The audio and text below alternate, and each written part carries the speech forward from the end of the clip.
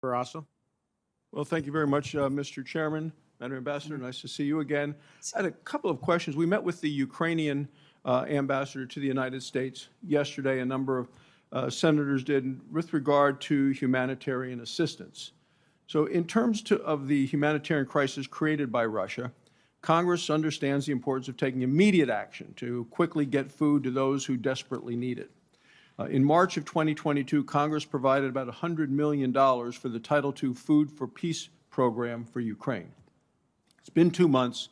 The food aid has still not been delivered to Ukraine. In fact, none of the money has even been spent. And since we've already committed to this 2 months ago, why hasn't the USAID been able to get the food assistance to the people of Ukraine?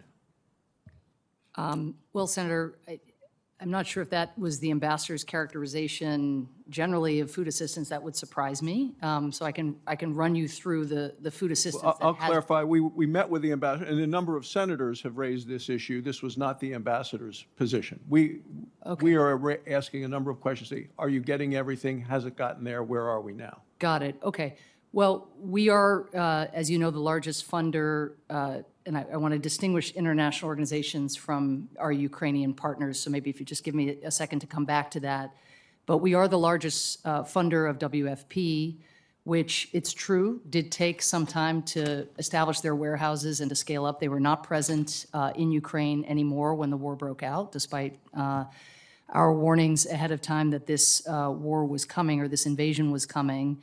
They are now reaching 7 million people inside Ukraine. It's not enough. They'd be the first they're reaching 3.5 million people in Ukraine with a goal of getting to 7 million by the end of June.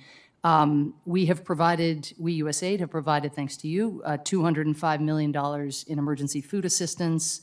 We're also providing something that is less visible, Senator, and that is cash assistance. More than $109 million of cash assistance, again, through partners like World Food Program and others. And that is to try to get markets up and running because, again, we want to move away from food assistance as soon as possible, given that Ukraine is fully capable of feeding itself. So there is an issue, I think, with our sort of, or not an issue so much as a question about whether we have the right balance between support for international organizations and support for Ukrainian partners. I think one of the really important dimensions of the SUP that passed the House last night is that it promises potentially, if it passes the Senate, $7.5 billion in direct budget support for the Ukrainian government. They have a social service ministry. I talked to the social service minister yesterday that itself provides cash assistance to internally displaced people, to elderly people, provides pensions, provides other forms of resources. If that can be scaled up, you could imagine a world in which international organizations would just be procuring things that Ukrainian actors on the ground would themselves not be able to procure.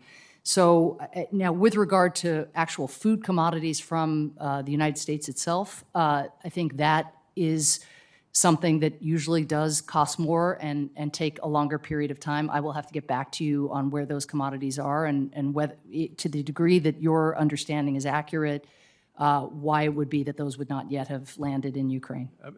Another issue facing this quick delivery of critical food to those in need is shipping. U.S. law requires at least half of the vessels carrying government-authorized food aid on U.S. vessels. There, I understand, only 4 U.S.-flagged ships the U.S. government can use to ship the food aid. Not one of the 4 ships is available right now. It's been estimated it could take an entire year to get the food to the people of Ukraine. In the case of an emergency like this, I know the president may waive that requirement. So since the Food for Peace program is run by USAID, have you requested a presidential waiver in order to address this issue? On this score, if you're asking specifically a waiver to get food into Ukraine, the answer is no, because the food that we provide to Ukraine is provided in a different manner. Again, it isn't food commodities from here just for reasons of cost and efficiency. But we have used that waiver, for example, to get food into Yemen, where U.S. carriers will not travel. And we are grateful for some of the initiatives that are occurring up here, as I understand it, in a bipartisan way, to try to show congressional support for greater flexibility given the urgent needs of the moment. Thank you, Mr. Chairman.